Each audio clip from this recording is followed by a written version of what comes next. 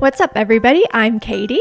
And I'm Morgan. And this is For Your Misinformation, a podcast dedicated to empowering women to be more politically engaged so we can act in our own best interests. Let us break down the problem and tell you what we're doing and what you can do to help solve it. Hi, Morgan. Hi, Katie. How are you? I'm good. Busy, but I'm doing well. How are you? I'm good. I'm very excited because we have a special guest with us tonight. A couple weeks ago, we did an episode about Adrienne Schoolcraft, who is a whistleblower within the New York Police Department from 2010. And today we want to talk about a different kind of whistleblower. Her name is Reality Winner, and she is a decorated Air Force veteran, a gifted linguist who worked as a translator for Obama's drone program. And also, after being honorably discharged from the Air Force, she worked as a contractor for the NSA. And while she was there, she leaked a document confirming Russian election meddling at a time when nobody else was really confirming it. People were talking about Kremlin interference, but nobody was saying it definitively. And then here Reality was saying, look, I have proof. See what, like, you don't have to wonder anymore. Like, I have proof that it happened.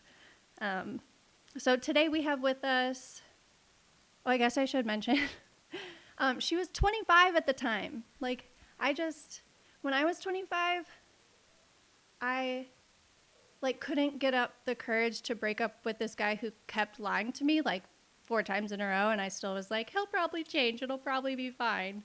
And meanwhile, Reality is like, hey, let's save democracy. yeah, she's like, if nobody else is going to do this, I'll do it. I'll do it at 25. So I'm very impressed with her. So she was 25 when she was arrested. She's now 28. She'll be 29 soonish. And today we have her mom with us, Billie Winner-Davis, to talk about Reality. So hi, Billie. Thank you so much for joining us. Hello there. Thank you for having me on.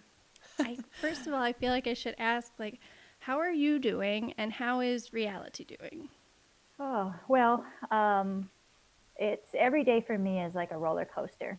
I still cannot believe that 3 years later, 18 or 38 months, I think it was, that we're still wanting her home. Mm-hmm. It's been a nightmare for our family. We've never experienced anything like this before. And it's just been truly difficult to to go through this. I have to report that she is doing better right now. Oh, great. The news did report that she did test positive and did have COVID-19. Mm-hmm. And I knew that one week when she called me, she didn't sound well at all. She sounded very congested. But every time that I asked her how she was feeling, she would say, I'm fine, I'm fine. And later she did let me know that she wasn't fine, but she felt like she had to hide it. Otherwise, they would put her in solitary confinement there at the prison, and that's something that she didn't want. So I'm happy to report that she's doing much better right now, but they are still under these horrendous lockdown conditions there at the prison, which means that they are not getting any outside rec, any kind of programs, any kind of sunlight. They're not getting nutritional meals, things like that, just cut off from everything. So I desperately want her out of there. I desperately want for her to be granted compassionate release and perhaps a clemency of some sort. I don't know. I just want her out of there. Yeah, that makes sense. I think anybody who looks at this from a higher level has to see the bigger picture and just how ridiculous it is for her to have gotten this incredibly harsh sentencing. Although now looking back 3 years later, it kind of makes more sense. The picture kind of fits together. Didn't the day that she printed the document isn't that the same day that Comey was fired, or right around the same time? Yes, it's my understanding it was right within this matter of days where Comey was fired, where Trump had his meeting with the Russians in the White House, bragging that he had gotten rid of the whole Russia thing. And that's when Reality made the decision to print the document. And later she mailed it anonymously to a media outlet. Right. It also, I, I prepared a document with questions on it. Hello. But what kind of struck me like right before the interview is just like these are all the same. He's trying to cover up the same crime, like no matter what it is. It's just now we can see the breadcrumbs kind of because we're a couple years into it. But yeah, I mean at the time, I don't know. We'll get into like the context of it, but okay. So we're hoping to give some like background on reality and ask questions as we go, but feel free to like stop me or correct me or add anything if I misrepresent her. Oh, sure. But it sounds like, actually, Morgan, why don't you want to start or do you want me to start? Yeah, I can. Okay. Yeah, so her real name is Reality Winner. If we understand right, you had a deal with her dad that you named your oldest daughter, and her name is Brittany, and then so he got to choose the name for your second child, and named her Reality. That's correct. Yes. He wanted a real winner. I love He that. certainly set her up to be different. Yeah. I listened to one interview that said that like it seems like that people get stuck on her name, like, and honestly, that's what my boyfriend said to me. He was like, it just like it just seems like a silly thing to get stuck on. But yes, I mean, okay. Like I said, she's younger than me, but she's a little bit older than Morgan. Yeah. She has blonde hair, blue eyes, and she used to teach yoga classes and cycling classes. I think even in prison, she might teach some yoga classes still. Is that right? Yes, she, before the shutdown, her job was with the rec center and she was a fitness instructor. So she was teaching yoga and spinning and then also doing a Fit for Life Oh. course that she had actually tailored for the prison population. She really loves to teach and loves to, make people healthier. Yeah, that's awesome. That's really awesome. She's also a vegan and a gun rights enthusiast and a climate activist. I heard that they're working on a biopic of her. Who would you ideally want to play your daughter in the biopic if you could pick anybody? I really don't know. I know that when we first, were contacted and they Oh a no. motion picture about her. Sorry, it cut out for me. Morgan, did it cut out Oh. for you? Briefly for a second. Okay. Okay. I heard motion picture. That was the last thing that I heard. Okay. Well, when I first heard that they were going to do a motion picture about her and about her life, I think my very first instinct was Jennifer Lawrence. And the only reason I picked Jennifer Lawrence in my mind was because she, like Reality, has so many different looks. And Reality, my daughter, also, she has so many different looks. I mean, she can look very beautiful, but then she can look very outdoorsy. She can look, different ways. So that's, why I went with Jennifer Lawrence. But of course, I think that Jennifer Lawrence probably is a little bit older. She's too old to play the part right now. Mm-hmm. So that makes sense. yeah. So I don't know who they're going to go with. Well, we know what she looks like, so we're going to keep picturing her, but feel free to picture Jennifer Lawrence now when we are talking about Reality. So from what I read, it seems like the September 11th attacks had a pretty big influence on her life and that she really liked to talk to her dad about it and made a big impact on her. And that after 9/11 happened, that her dad encouraged her to seek out answers about the sorry, I keep tripping over my words. But basically, he asked her to think critically about it and think about like what the motivations behind the attacks might have been. Not just, I think a lot of Americans at the time took like a very bigoted stance, but it seems like her dad really did a good job of like asking her to think about both sides. And it just seems like by the time she was like 9 or 10, she probably had like better critical thinking skills than most American adults. But that seems to have really shaped her. Does that sound right? Yeah, that is. I definitely saw like a huge change in her when the 9/11 attacks happened. I mean, for all of us, it was something that made us really stand still in our tracks and think about our world, our freedom, our country, and the whole world, you know. And for her being that young, I really did see that it impacted her. And I knew that she's always been one where she wants to know more. Both of my girls have been extremely intelligent, very bright, and um, she wanted to know more. And yes, her dad definitely, I think, took the time with her. And he also studied religion, which she also picked that up from him as well. The study of religion. And so, so many things in history have been shaped by religious battles and through religion and religious views and things like that. And so I think that she just, to describe reality, I think she just thirsts for knowledge and she never stops thirsting and she never stops looking for answers or looking for another viewpoint. And so that was her even at a young age. And so, yeah. Sorry, my dog is whining at the door, but I don't know what he's whining at. I can't let him outside. Hold on, I'll be right back. I'm sorry. Okay. I'm going to just take a little pause. It's funny that you said Jennifer Lawrence to play her in the movie because that was kind of like my first thought too. I was like, I feel like a young Jennifer Lawrence could totally nail that role.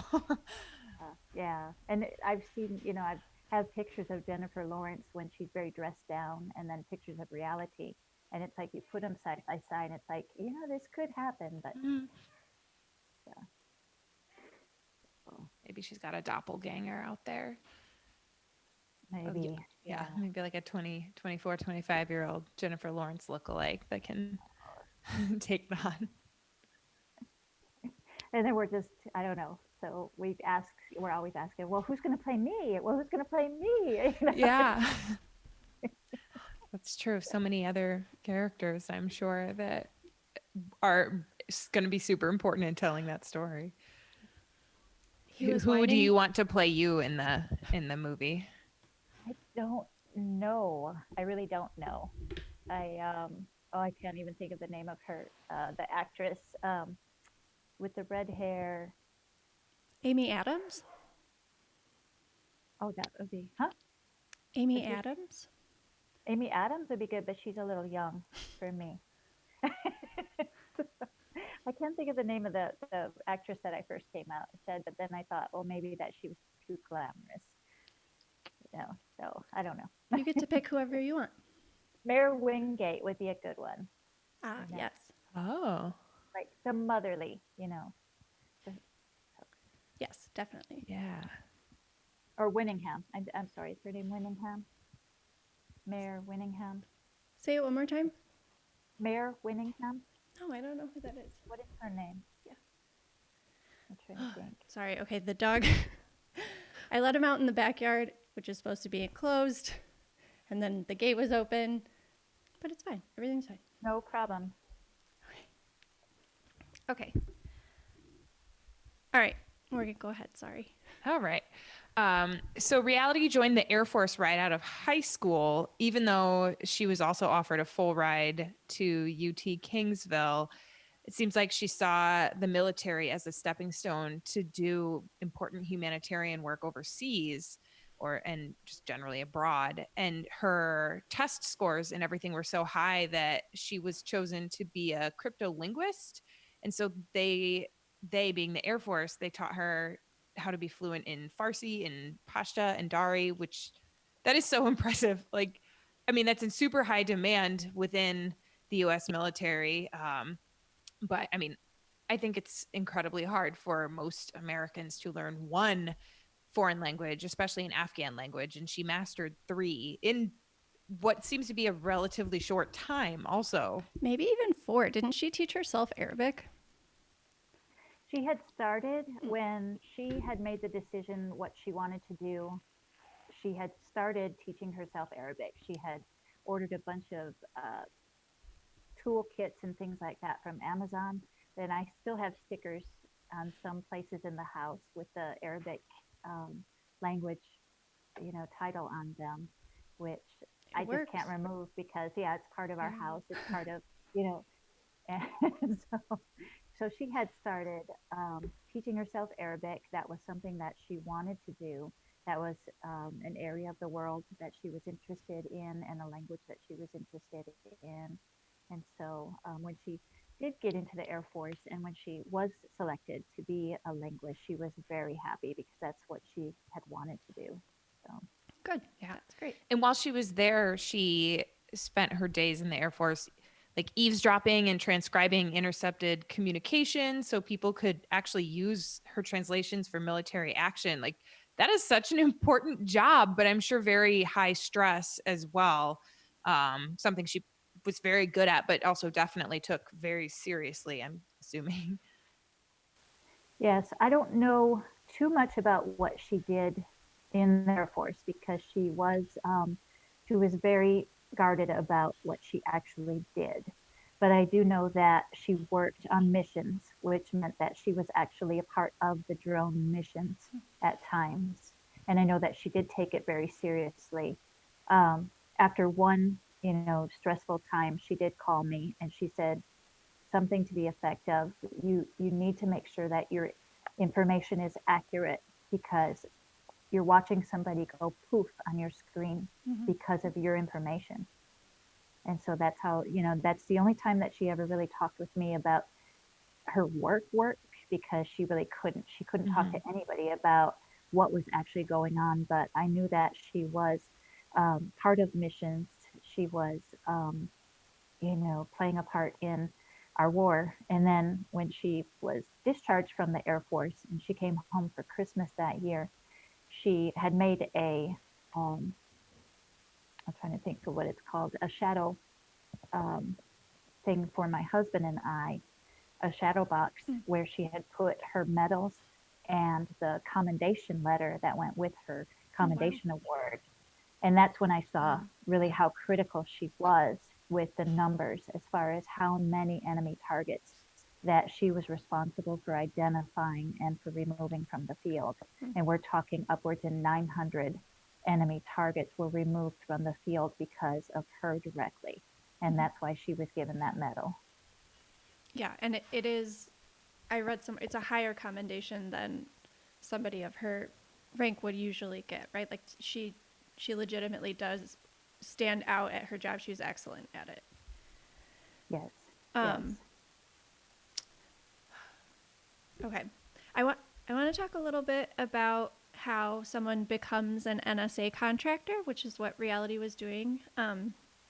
So, like you mentioned, she was honorably discharged from the Air Force with quite a few accolades, and she wanted to do humanitarian work in either Afghanistan or Pakistan, um, probably with a refugee camp or a nonprofit where she could use her skills as a translator, but she had a hard time finding that, partially because she went straight into the Air Force and didn't have a college degree, and eventually ended up, because she has a security clearance or had a security clearance because she was in the Air Force, it was really easy for her to get a job as an NSA contractor. And I think a lot of people end up taking that route. One thing that I think people don't realize is that um, 9/11 like doubled intelligence spending, so it created kind of a bigger surveillance state than I think a lot of people understand. But in order to surveil a lot of people, you need people to surveil them, and um, and a lot of those people end up being like NSA contractors because they have clearances. So yeah, so she ended up getting a job at the NSA in Georgia, like United States Georgia, not abroad Georgia, um, and she was mostly translating Iranian aerospace materials into different languages. And I imagine going from like reporting on live duty missions and then going from that to translating Iranian aerospace materials was quite an adjustment. And she was probably pretty bored, or at least not as like stimulated as she was before. I mean, It's certainly not as high stress of a job, and probably also not really what she imagined herself doing. Yeah, in talking with her after she had taken the job and started, I know that it wasn't something that she had planned to stay in. Hmm. She was not happy in that role and was actively looking for other areas and other things that she could do. So Gotcha. it was just a job. That piece of it, I think, was just a job for her. It really wasn't meaningful, and she just went to work, did her stuff, and then she taught yoga on the side, taught spinning on the side, and ran marathons on the side, Oh, cool. and did all adopted dogs on the side. So, She contains multitudes. It seems like be a successful NSA employee, you ideally like don't ask questions. You do what you just said. Like you come to work, you do what you're told, you go home, you don't talk about it.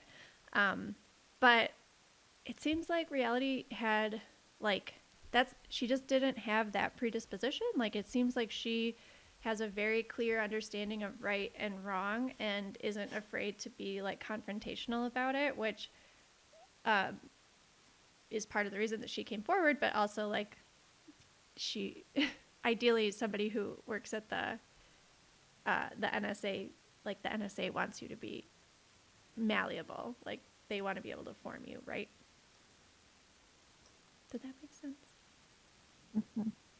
Yeah, um, there are times when I think, when they were doing her background, where looking back at things, looking at like her social media posts and things like that, Mm-hmm. where I would have thought that there would have been red flags for them.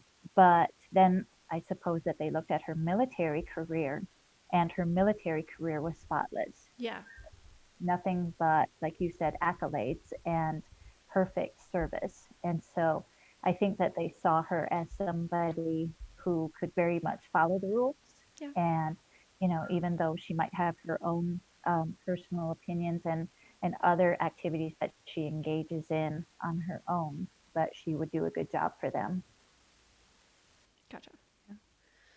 And then at some point, she noticed that there were more documents available to her than just these Iranian aerospace ones. And she actually found a 5-page document that confirmed what at the time no one else was confirming, which was she found documents that confirmed um, Russian intelligence was involved by sending phishing emails to employees of a company that provides election support to 8 different states.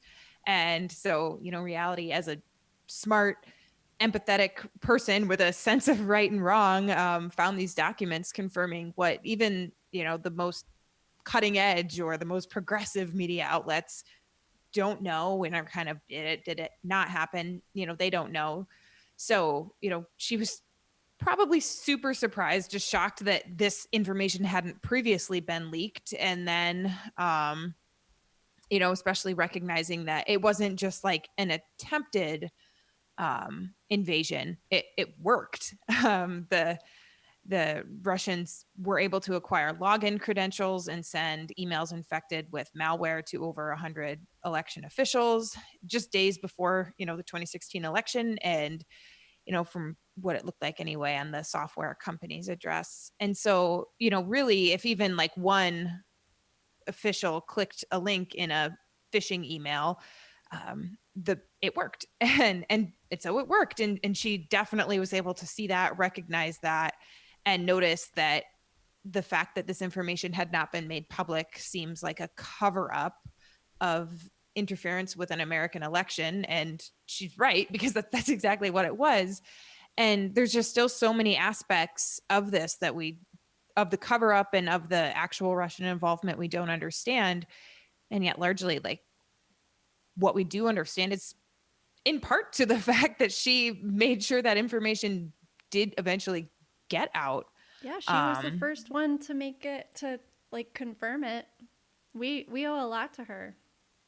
yeah, and she really does. So from what we understand, she printed the document, folded it, put it in like her pantyhose, and just kind of like thought, why do I have this job if I'm just going to sit here and be helpless? And so, at that same time, so much was happening with the, investigation with the firing of James Comey, who'd been leading the investigation into the election meddling. And so at some point she actually old-fashioned snail mailed the printed document to the Intercept, that media outlet. And initially they probably were like, this doesn't seem like it could even be real, but eventually they decided it was and ran with the story and did not keep her anonymous by actually putting pictures of the physical documents that she sent, which is exactly what you're not supposed to do. And that's, I'm guessing, how the NSA figured out from that document where it had been printed and who it came from. Yeah, what I understand is that in verifying the actual authenticity of the document that they received, the Intercept reached out to the NSA and to the FBI, and their mistake, I believe, was that they actually gave them the documents and the envelope that it came in. Wow. So the FBI and the NSA were able to very quickly, I guess they have these super secret dots on the bottom of a page that tell them exactly which printer it was printed on. So they knew which printer it was printed on. They were able to go in to say who had accessed this document. There were 6 people that had accessed it. Reality was one of them. It was actually mailed from the mailbox right outside her yoga studio. So, my daughter has never been a criminal, and she's not a criminal. She didn't have a criminal mind when she did this. Mm-hmm. And so she didn't cover up her tracks, and she didn't, take any kind of steps to protect herself. But yet, yes, some mistakes were made as far as just handing over the documents to the FBI and the NSA, because it just led them straight to her. Yeah, that definitely should not have happened. So any media people listening, don't do that. And yeah, and like you said, like she was not doing this as a criminal act. I mean, in our opinion and the opinion of many, she was doing this as an incredibly patriotic act. Yeah. Yeah, it bothers me tremendously to see other things happening in our country and people, doing acts for themselves, people getting rich off of things and people doing something for a purpose for themselves to benefit themselves. And here we have somebody who, she didn't do this to benefit herself. She did it anonymously. She did it only for the sake of letting America know that this did happen. We were under attack. We were under attack by Russia. When they attack our voting system, they've attacked our democracy. They've attacked our freedom. And, that's the message that I always want to get through to people is, I hear a lot of bashing about reality, that she went about it the wrong way. She's a criminal. She, leaks secrets and things like that. She's a traitor. But really, when you just look at what she gave us and how she did it, I don't know how anybody can think that that's a traitor. To me, that's the opposite of what a traitor is. Right. Traitors are Roger Stone and Paul Manafort and Michael Flynn, who actually aided in the Russian efforts, but they weren't treated nearly as harshly as reality. So right, it's also partially different because they have vast amounts of money, and there's different legal systems for people, regular people, and people who have crazy sums of money, which is just another really sad reality. Yeah. Okay, so that paper that was leaked was led to her arrest. They led them to her house in Georgia, where she was arrested and then denied bail, and now she's serving just over 5 years in a federal prison, which is the harshest punishment ever for that crime. She is still, like you mentioned, in Texas in prison today, recently tested positive for COVID-19, but and for that reason she's seeking compassionate release, right? So who who's in charge of compassionate release and how can we help? Well, what she did was she did make a request through the Bureau of Prison System. I guess what they have to do is they have to do an administrative request, and that goes to the warden. And once there was no response from the warden, then her attorneys filed for compassionate release back with the district court that had sentenced her in Augusta, Georgia. That judge took all of 3 days to shoot her down, to say he didn't have the authority to grant her compassionate release, and even if he did, he wouldn't, which I thought was unnecessarily cruel for him to actually put in a ruling. Mm-hmm. But it really told us, what I knew all along is that he's never seen reality as a worthy person, and he's always had a bias against her. Anybody who, you want to read that document, it'll show you right there what he thinks of Reality Winner. And for that reason, I think, they really need to look at him as a judge, Mm-hmm. whether he can, be a fair judge of anyone. But so now her team has filed an appeal, and they filed with the 11th Circuit Court of Appeals. And the 11th Circuit Court of Appeals in early May actually approved of an expedited process for her filing. But here we are 3 months later, and we still have nothing. All of the petitions are in, all of the responses are in, and so here we just sit, and we're at the mercy of a court. I've also, made pleas for, the president to, grant her clemency. He can do it with just, one signature, because she has filed a petition for clemency as well. I think what's needed at this point is just public pressure and voices out there to let the courts know that this is the right thing to do, and that a lot of people are watching. Awesome. We will, at the end, we'll talk about standwithreality.org and all the different ways that people can get in touch with their elected officials. If they have a printer, straight from your website. If not, we also have a way that you can text, but I'll explain that all at the end. Okay, so at the time, not a lot was understood about Kremlin interference. Now we have a pretty good picture of three fronts that they're attacking on, and two of them we understand pretty well, and one of them we don't. And if you know more about Russian collusion than me, anybody who's listening, please feel free to come on the podcast and explain it to me, but this is the best that I've got. This is my best understanding, and I spend a lot of time thinking about it. So one, they hacked the DNC server and John Podesta's emails. So he was chief of staff or something high up in the Clinton campaign at the time. And then they coordinated with WikiLeaks, like the Trump campaign, to release those documents at really inopportune moments. So you might remember one was leaked right before the Democratic National Convention, which is coming up in a couple of weeks. And we know this now because of the indictments in the Mueller report. So that's the first front that they attacked on. I'm not confident that that's not going to happen again. I don't know. So that's the first one. The second one is that we talked about this in our Russia episode, the Internet Research Agency, which is basically just a bot farm. They're like literal trolls on Twitter and Facebook, and they would run like pro-Trump groups on Facebook. They even created events on Facebook that real Americans showed up to in America. They don't really care what we're fighting about as long as we are fighting.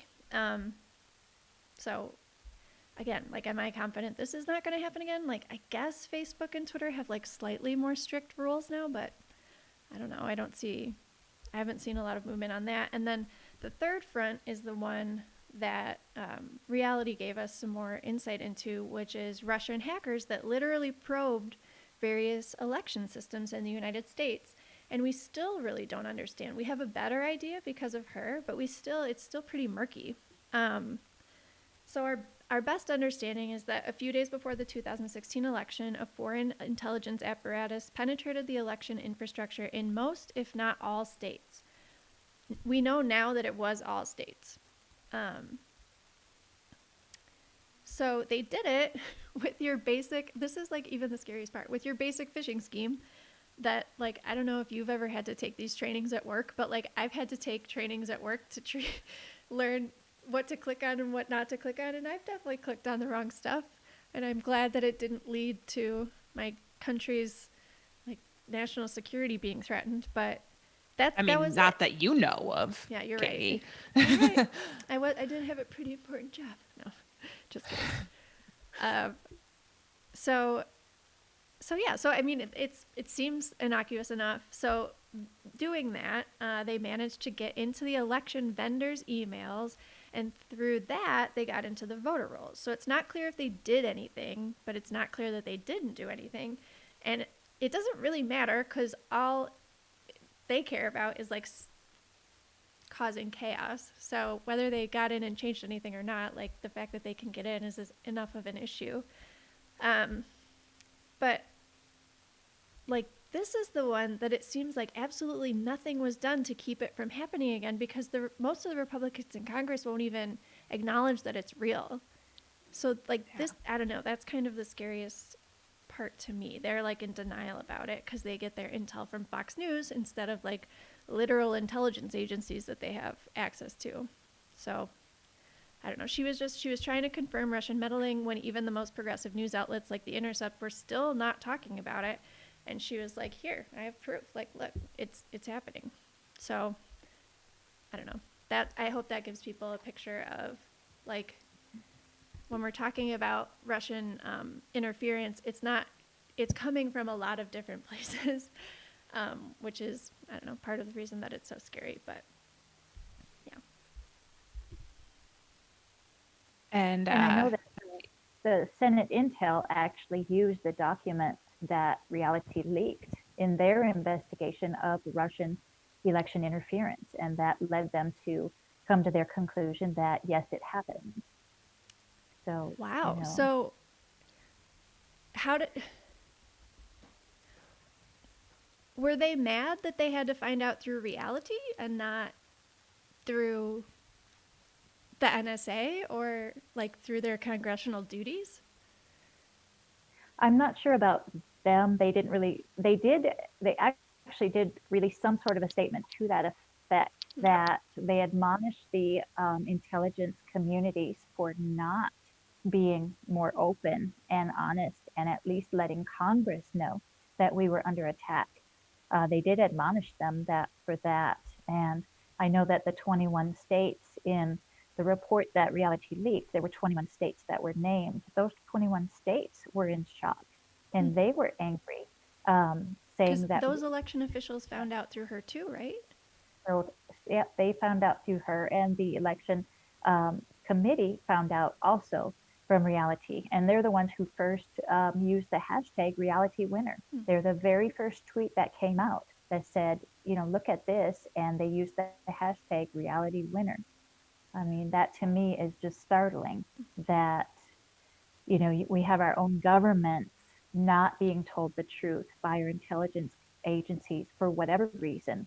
I don't know who was directing them not to release this information, but, when your own government, your own representatives and people in Congress are not being told about a threat, then I think that there's something we should be concerned about. Yeah, absolutely. yeah. Well, and that's something that I was thinking too. I mean, some of the people in the highest levels of government, all the way down to, even like the courts, how are they even really like living with themselves or grappling with the fact that have given someone a sentence that is, I mean, the harshest sentence that they even possibly could have or ever have for this type of a crime. And yet, like, okay, so yeah, technically classified information was leaked, but that information shouldn't have been classified that way in the first place. And it was in the best interest in the general public. And literally no harm came from the leak. And everything that she leaked, everything she let the public know was then eventually made public in the Mueller report. And so it's just like I can't possibly wrap my head around how anyone can actually misrepresent reality that way. It is, looking at it like she is actually like a criminal, because that's not the case at all if you are approaching this from any sort of objective, rational, or even actual like patriotic place. And yeah, it really blows my mind. And so they're like trying to try her under the Espionage Act, but like from what we understand, like that's not what this is for. Um, because her loyalty was to the American people, and like literally like no harm was actually caused by what she did. The leak actually did a lot of good for the country in the bigger picture.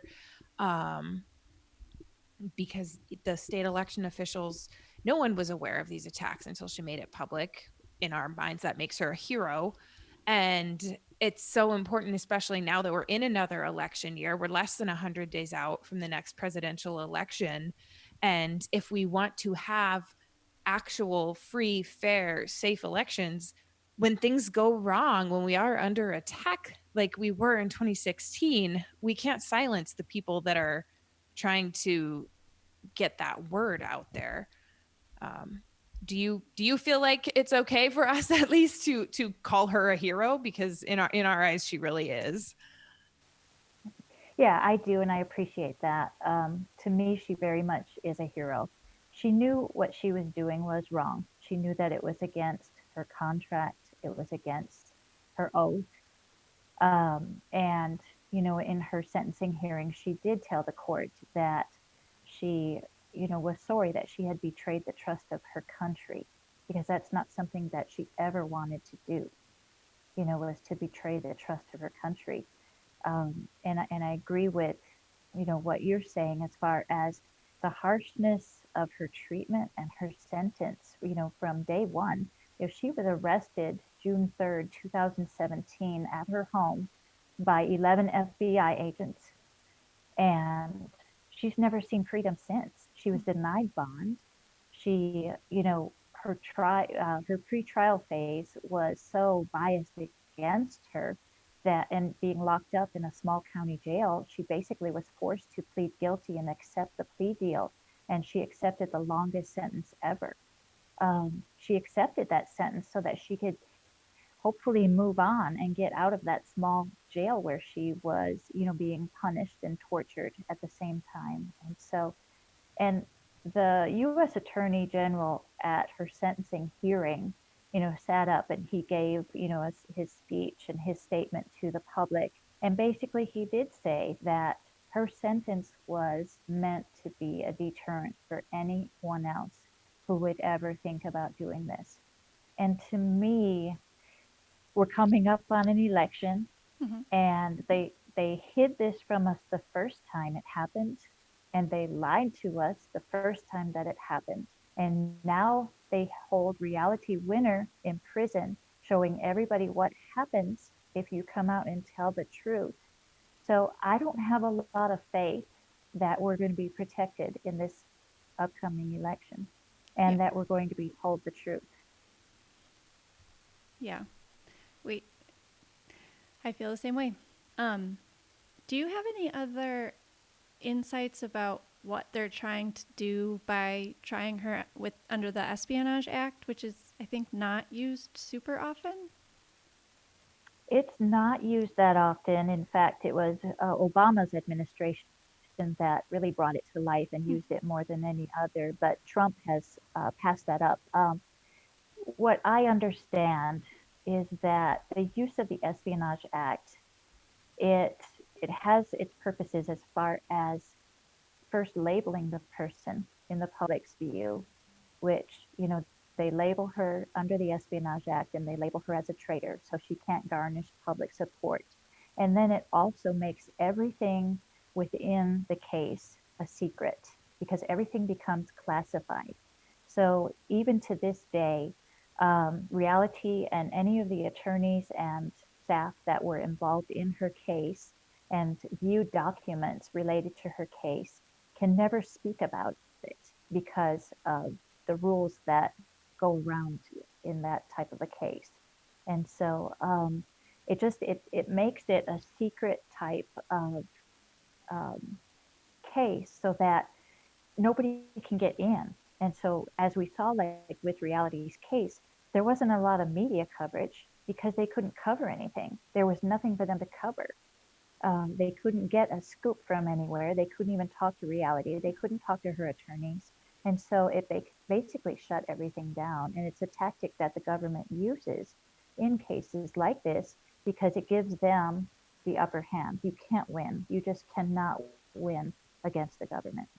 Because she can't even explain what her intent was, right? Like she's not even allowed to give that. It's just, That's right. it's not. That's right. If she had gone to trial and had had a jury, all the jury would have known was that Reality Winner leaked a document and it was classified and it did harm to our national security. They would not have known what the document was. They would not have known why she did it. And so that's really not a fair trial. Right. There's no good choice there. There's no fair choice there. No, it almost gives me like chills, like some like McCarthy era type thing, and it's happening now. It's like an episode of Scandal.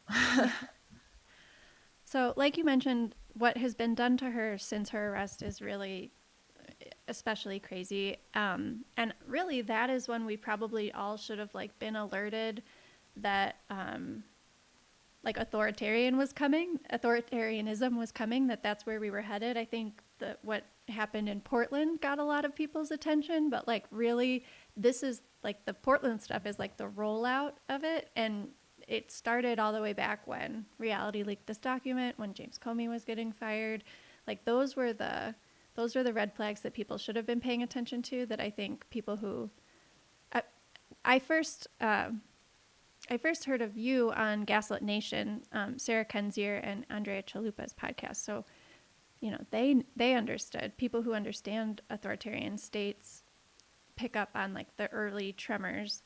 But yeah, I mean, really, we should have been paying attention to this all the way back then. So yeah, so it's not a coincidence that Reality is the Trump administration's first political prisoner, because she was trying to reveal intelligence about Russian meddling, which they don't want. That's in the United States' best interest, but it's not in the Trump administration's best interest. And it's crazy, but those are two different interests now, which is very sad and scary. But yeah, so looking back, she provided the first piece of concrete evidence that was shared with the public, proving the United States possessed tangible evidence that Russians hacked the American voting systems. And they tried to build, like you said, a case putting her in league with terrorists. They used her sarcastic Facebook messages with her sister to malign her. Just joking stuff that if you read me and Morgan's text messages, we would also be in prison probably like 10 times over. So, and the dumbest part to me was how they were like, well, how did she learn all those languages? Why does she know all that stuff? She's got to be a wannabe terrorist. It's like, we taught her that. She learned it in our military. What do you mean? Why does she know all these languages? Like, she helped us for 6 years. It's exhausting. Yeah, it was so hurtful to see how the government just totally ripped her whole character apart by using things like you said, like her languages. This girl knows all of these languages. That makes her a threat to the United States. Well, wait a minute. You know, you taught her those languages, and you were perfectly fine that she used those languages to protect us. You know, but now you're turning them against her. They took things like she had written instructions on how to change a SIM card for her cell phone. Well, because she's always been on my plan, and she was in the military, so she's always lived somewhere else.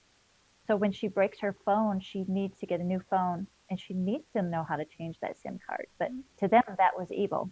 That was something sinister. Why would a young woman, know how to change a SIM card? Why would she need to know how to change a SIM card? She had maybe about 3 phones, 2 of them were broken in her possession, and I think 2 computers. They said that was, something of interest. It's like, why? Yeah. We Who doesn't have an old laptop under their bed or something? exactly right. But they took all these little things and they made this huge picture of every little detail of her life is sinister. Every little detail of her life tells you that, she's going to do harm. And that wasn't the case. You know, um, they even took, which, in hindsight, looking at things, she had taken a trip to Belize that Memorial Day weekend, just prior to her arrest. It was, a tribute to her father because her father had always talked about going to Belize with her. And so she took that trip as a, tribute to him. And she came back. That was after she had mailed the document and that was before the arrest. If my daughter really truly was trying to flee or do something sinister, I don't think she would have come back from that trip. Mm-hmm. It's just, but they made that trip sound like it was just that she was out there scouting for a place to move to, because it to them it was questionable that a young woman would take a trip alone. Mm-hmm. It was She just was everything. she was in the Air Force. I'm sure she can handle a little travel on her own. I know. It's like it still just goes back into that which thing that comes up almost every episode, which is people, especially people in power, are so afraid of accomplished, smart, just Independent. badass, independent young women. Like, ugh, it's so frustrating. Yeah, we had actually commented, after that hearing of that character assassination as to how would this have sounded different if this had been a young man. Hmm. There's no way they would not have brought up, the exercising and the trips and knowing how to change a SIM card. That would have never been brought up. But No. because it was a young woman, all of these things looked sinister. They were all, of things of interest. So Yeah. it was just, Well, my last question is well, I saw on your website that we can write her a letter and we can even send her books if they're from Amazon or straight from the publisher. Is that still true even though COVID is going on? yes, she can still receive books and magazines as long as they come from a publisher. Okay, And definitely, please write to her. Please let her know that she's not forgotten in there because it does make a huge difference to her. good. Um, do you Okay, this book back here is my favorite book. It's Hiding in Plain Sight by Sarah Kendzior. Do you know if Reality has read it? Because I think She she'd has. like it. She has. All right. I sent her a copy, Good job. and it wasn't long after that I actually sent a copy, a picture to Sarah Oh, because great. Reality had drawn me a card, and it had a quote from the book in it. Hmm. And then on the back it said hiding in plain sight. And she said, thank you for sending me the book. She really liked it. Okay, she Yes. liked it. That's good to know. That's helpful. Um, is there anything else that you want to if you want to talk about standwithreality.org or anything else that we haven't covered yet? Yeah, you mentioned the website, standwithreality.org. That has all kinds of information to include the court documents. It has some news articles. It has photos that can be used. It has images that can be used. Our Twitter addresses, our Facebook pages, how you can write to Reality, the do's and don'ts of that, and just a lot of information on how to contact us. Yes, good point. Awesome. Um, the website was incredibly helpful.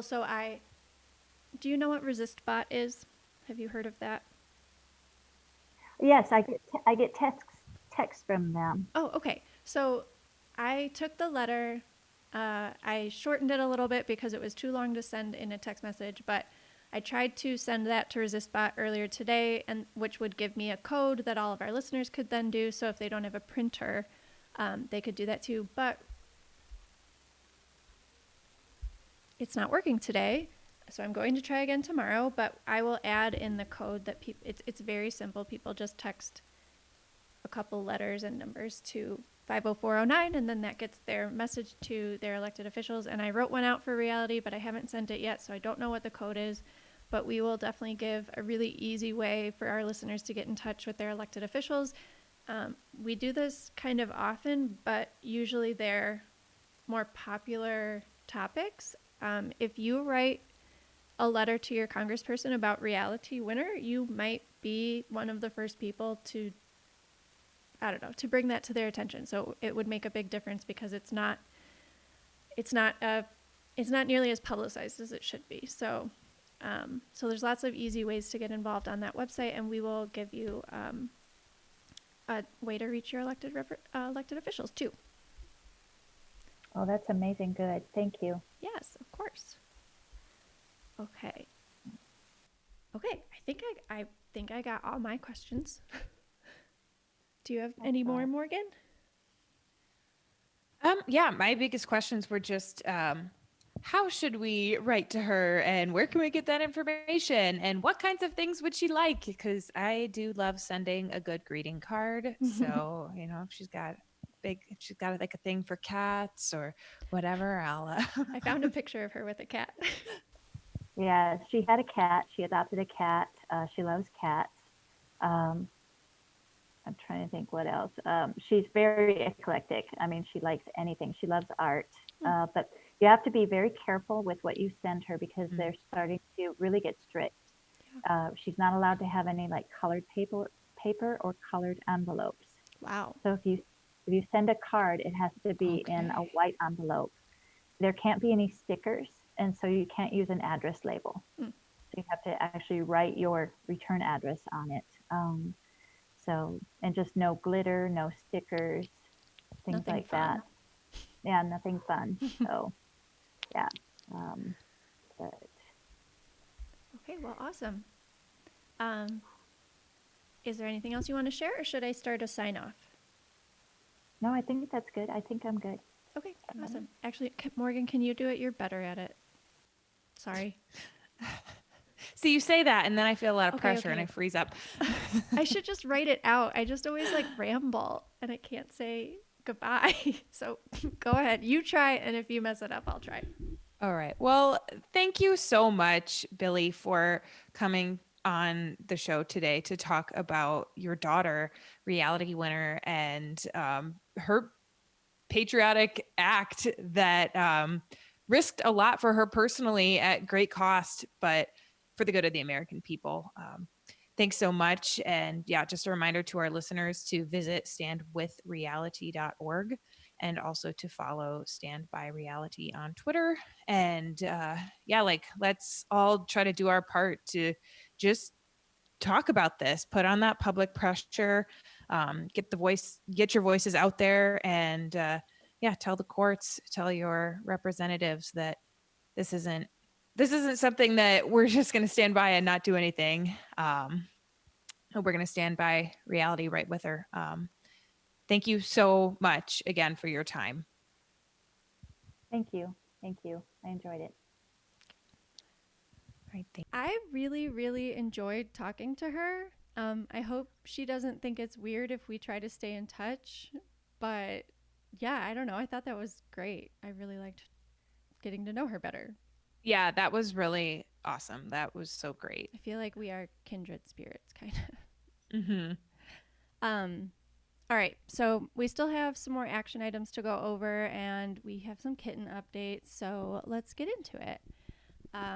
If you are listening to this on the day that it comes out, America has hit just about 170,000 deaths from coronavirus a day. Oh my God, a day. 170,000 total, about 1,000 a day still, sometimes a little bit more. I think yesterday was like 1,200 or something. So I don't know. That's still just like an incomprehensibly high number of people to be losing every single day, and people be. Remember when we were recording in like March and we were like 60,000 people could die from this. Oh, I know. I'm very tired. Yeah. And like I said, if you're listening to this the day that it comes out, there are 11 weeks until the election, or 78 days, however we prefer to think about it. And this is the first podcast that we've recorded since Kamala has become the VP. which is exciting. Yeah. At first I was like, I don't know, I'm having like good feels and disappointed feels and Mhm. just all sorts of things. And then like after some time to process it, I'm like, I'm so excited. This is awesome. Yeah, Like, it's so cool.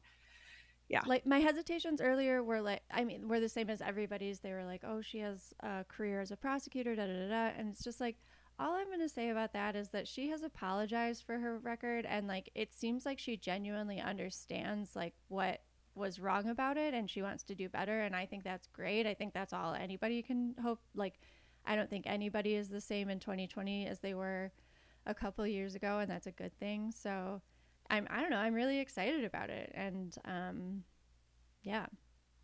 And Yeah. the reason that it got announced this week is because this upcoming week is the Democratic National Convention. And we've talked about before, like, we wouldn't be surprised if something crazy happens this week, courtesy of the Kremlin. But then again, like, I don't know, something crazy happens every week. So who knows? Yeah. It's 2020. Crazy things are happening all over the place. So, Yeah. All right, so let's get into our political action. Some of them have to do with reality, some of them don't. The easiest place to find ways to get involved with that is standwithreality.org. They have a lot of really helpful information.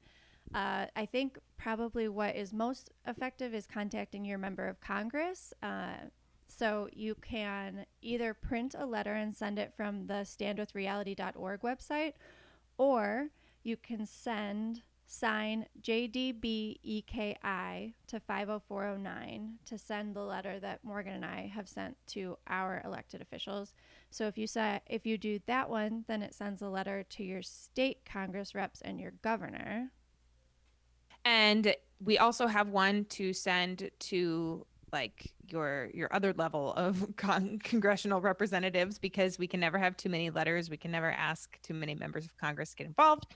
For that one, text sign, so SIGN, to ATGML to 50409. Wait, you forgot an O. Ah, fuck. Okay. So, yes. So the one Katie just mentioned sends the letter to your state reps, but to send it to your national representation, text sign SIGN to ATOGML, like all tacos, oh grandma, my life, to 50409. Because you can never send too many letters about the importance of stand with reality. Yes, and a lot of the stuff. I mean, like we'll ask you to support the post office later, but a lot of people are contacting their reps about the post office. I'm gonna guess not a lot of reps are being contacted about Reality Winner. And so yeah, so I mean, I don't know, that's just something to keep in mind. I sent a letter to Reality. I also sent her a copy of one of like the books that I just finished reading that I really enjoyed. We wanted to send her Hiding in Plain Sight, but she already read it. So I sent her a copy of We've Got People by Ryan Grimm. I got a notification that it shipped today. So that's exciting. She could be getting it in next week or a couple weeks. We will post a picture of her address on social media if you'd like to write her a letter. I'm sure she would be appreciative of that. There is also, as a reminder, letter writing with Swing Left and Gaslit Nation on September 2nd. So there's a link in our link tree to register for that. We will be there. If you are still looking for ways to get involved, letter writing is a really easy way. My goal is to text bank for the first time next week. So I signed up for a text banking shift on Tuesday. Apparently, I will be texting voters in Kansas. So I will let you know what's up with that.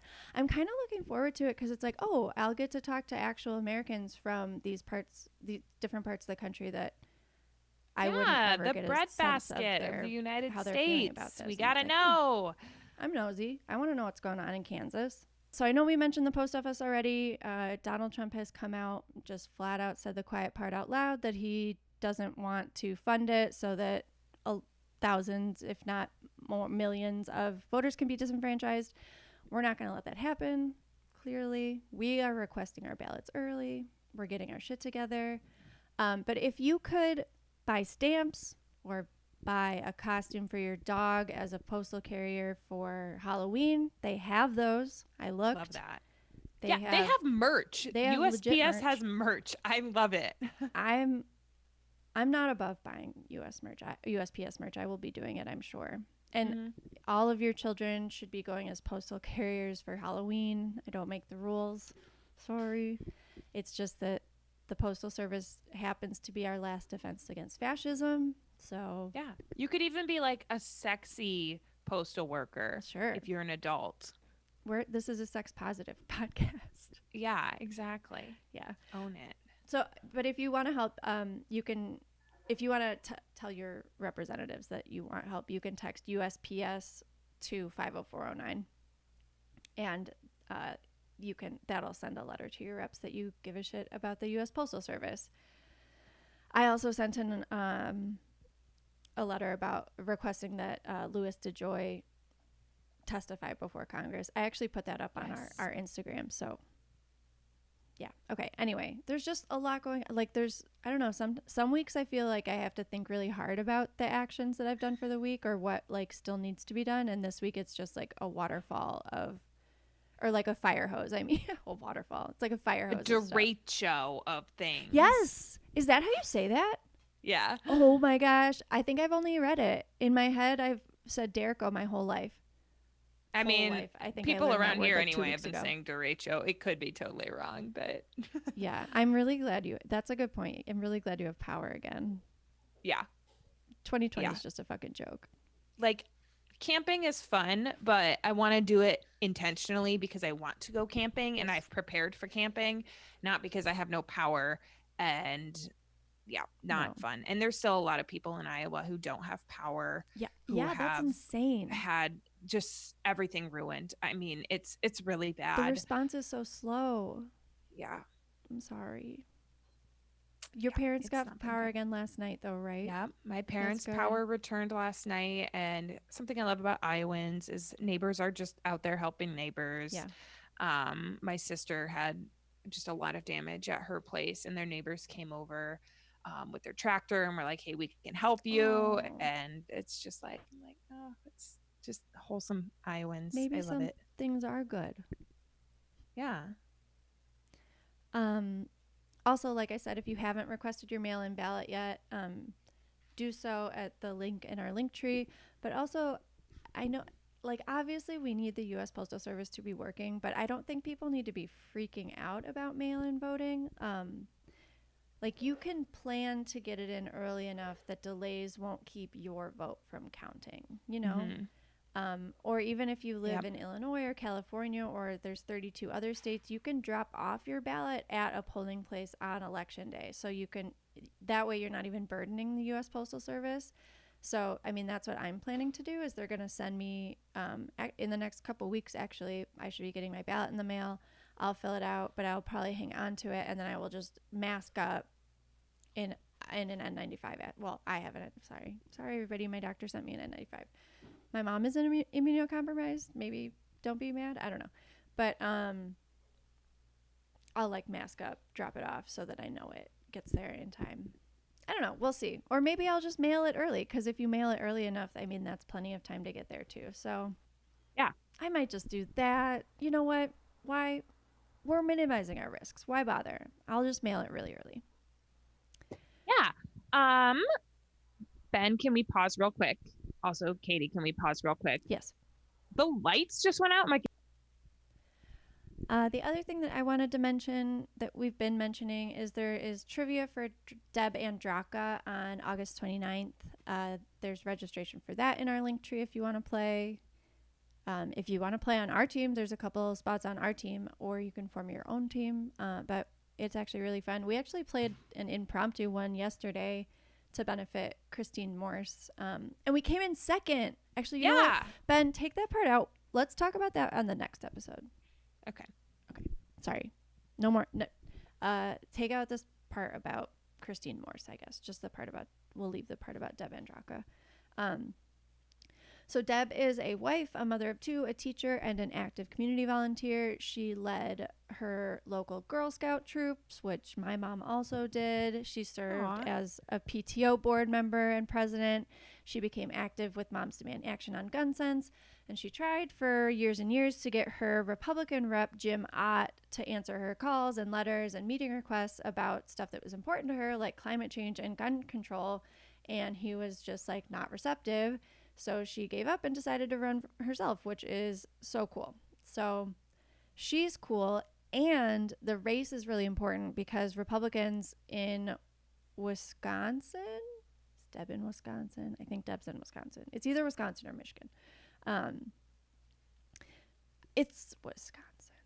I should know this. Anyway, they're just 3 seats away from gaining a supermajority in the House there, and fending off a Republican supermajority in the House will allow Democrats to retain a seat at the redistricting table, because we know that it's 2020, so it's a redistricting year because of the census.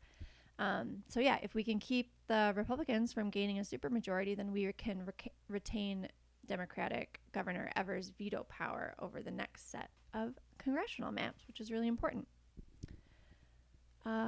So donate to her, or play trivia and donate to her and get best of both worlds. Yeah, trivia is really fun and we're really good, so join our team. Yes. Especially, we've been playing with our parents, which has turned out to be very effective, but I feel like we're missing a generation like in between there, and we don't really have anybody who's like younger than us. So if there's anybody who's like fits either of those, we have some knowledge gaps, and that would really help us out. Mm-hmm. What else did I want to say?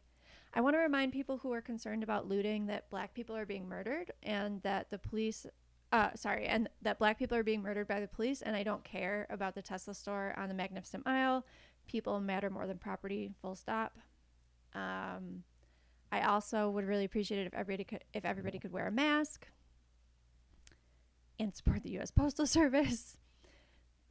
I was not kidding. They have Halloween costumes for kids and for pets. They come in small, medium, and large. All of our pets would fit in and look adorable going as post office workers for Halloween. I think we should do it.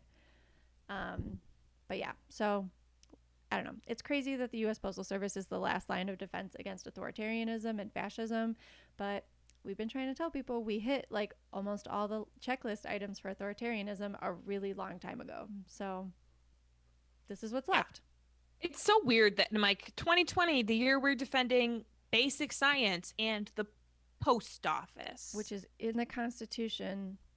And you know what? Just because we're shitting on this, I've seen people like talk about the money losing U.S. Postal Service, and it's like they're providing a good. Like, we don't talk about the money losing military. Like, they're providing us with a service. Like, they also don't bring in, well, I guess that depends on if you're talking about like Middle Eastern oil and what, you know, can't get into it. Simply cannot. it's a podcast for another day. Yeah. But in self-care, unless you have something else you wanted to talk about first. Nope, self-care is good. I love me some self-care. Okay. I watched Jojo Rabbit for the first time, and it is excellent. It's on Hulu or HBO Max. I usually don't cry at movies, but I cried very much. It was a really good movie. I don't know. Oh. So that's my recommendation. My self-care is that I am at Clark's apartment right now. I see my boyfriend for the first time since the pandemic started, because he tested negative for the virus, and so did his brother. So I got to come stay with them for the next couple weeks, and it's very nice. Oh. What about you? Well, I just had my birthday, and so my self-care is just feeling very like loved and indulged by all my family and friends. That's nice.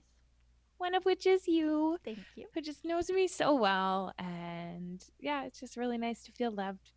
Even if it's not their birthday, just remind people in your life that you love them, because the world is trash right now. Yeah. But also, happy birthday. Thank you. You are officially 27? 28. Okay, good. Because I was going to say, like, you cannot possibly be that wise as a 27-year-old. Like, 28 I can believe, but yeah. I have identified as a 30-year-old for like the last 5 years. Yeah. So I'm glad that I'm finally getting there. It makes me feel more myself. Like affirming. Yeah. Yeah. Yep. It's definitely very affirming. And then, I haven't seen Jojo Rabbit, but I've wanted to. So now I might definitely have to.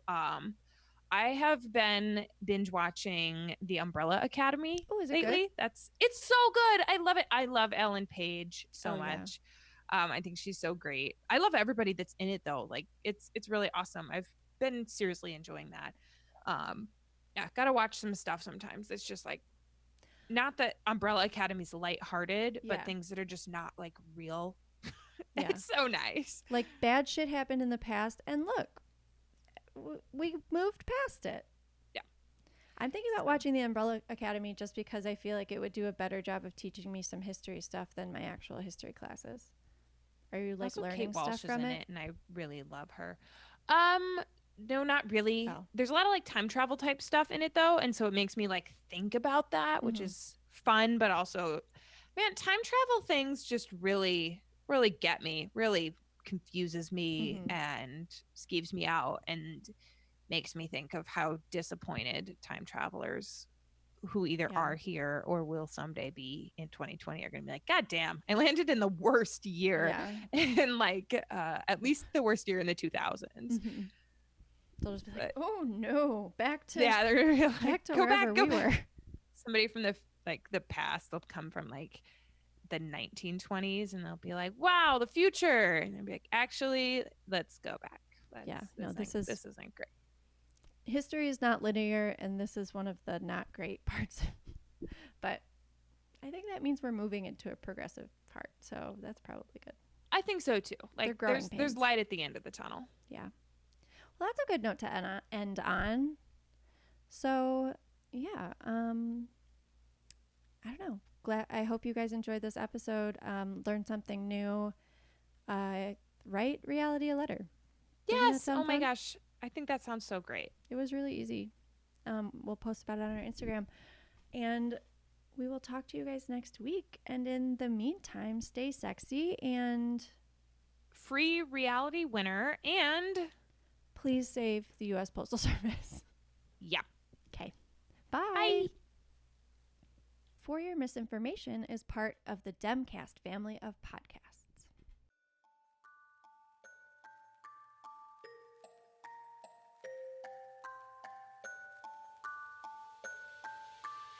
Thank you guys so much for listening to For Your Misinformation. If you haven't already, please subscribe to the podcast, and if you like it, give us a rating and a review. It helps us find more listeners, and the more of us there are, the better. And make sure you're following along on Instagram and Twitter at FYMI Pod. Shout out to Kyle Dibdahl for the intro and outro music, Hope Dye for the podcast art, and Ben Schlofelt for the audio production. We come out with new episodes every Monday.